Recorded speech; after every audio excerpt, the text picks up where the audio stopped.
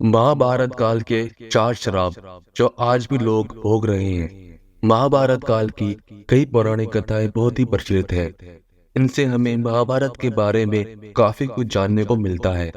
धार्मिक ग्रंथ महाभारत के अनुसार उस समय कई श्राप दिए गए थे, जिनमें से श्राप ऐसे हैं जिन्हें लोग आज भी भुगत रहे हैं। महाभारत काल में दिए गए ऐसे श्रापों के बारे में बताते हैं जिन्हें लोग भुगत रहे हैं। तो चलिए आज आपको बताते हैं कि महाभारत काल में ये श्राप किसने किसको दिए थे, जिन्हें लोगों को आज भी भुगतना पड़ रहा है।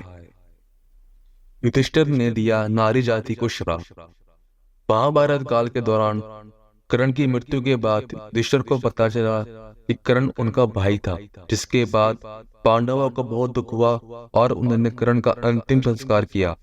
तभी युधिष्ठिर ने नारी जाति को श्राप दिया था कि कोई भी नारी किसी बात या रहस्य को गोपनीय नहीं रख पाएगी। यह श्राप अभी भी स्त्रियां भुगत रही हैं। श्री कृष्ण का अश्वत्थामा को श्राप। महाभारत काल में अश्वत्थामा ने धोखे से पांडव पुत्रों को मार दिया था, जिसके बाद भगवान श्री कृष्ण ने अश्वत्थामा का पीछा किया। वे महर्षि वेदव्यास के आश्रम जा पहुंचे। वहां पर अश्वत्थामा और कुंती पुत्र अर्जुन ने ब्रह्मास्त्र छोड़े। महर्षि वेदव्यास ने दोनों ब्रह्मास्त्र को रोक लिया और वापस लेने को कहा, जिसके बाद अर्जुन ने ब्रह्मास्त्र वापस ले लिया, जबकि अश्वत्थामा ने ब्रह्मास्त्र अभिमन्यु की पत्नी की ओर कर दिया। तभी श्री कृष्ण ने अश्वत्थामा को 3000 साल तक वनों में भटकने का श्राप दिया था। अश्वत्थामा आज भी वनों में भटक रहे हैं। उर्वशी ने दिया था अर्जुन को श्राप। अर्जुन स्वर्गलोक गए थे। उस समय उर्वशी नाम की स्त्री उन्हें देखकर आकर्षित हो गई थी। अर्जुन ने उर्वशी को माता बोलकर उनका सम्मान दिया। उर्वशी ने अर्जुन को 1 वर्ष तक नपुंसकता का श्राप दिया। यह श्राप उनके वनवास के दौरान वरदान साबित हुआ था।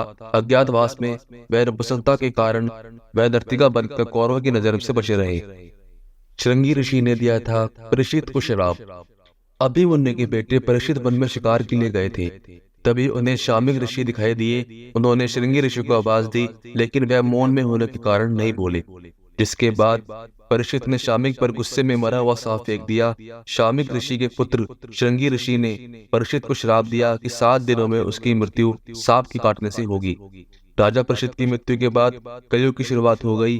राजा परीक्षित के रहते कलयुग इतना हावी नहीं होता, लेकिन इनकी मृत्यु के बाद कलयुग का असर होने लगा। मांडव्य ऋषि ने दिया था यमराज को श्राप।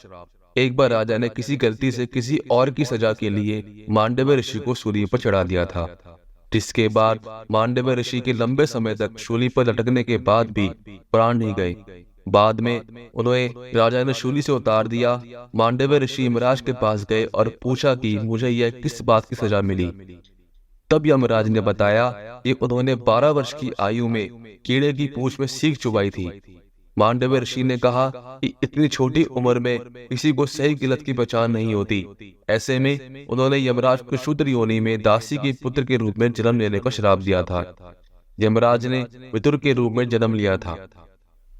दोस्तों, आपको यह कथा कैसी लगी कृपया करके कमेंट में जरूर बताएं। वीडियो पसंद आया हो तो लाइक जरूर करें और चैनल को सब्सक्राइब करना ना भूलें। धन्यवाद।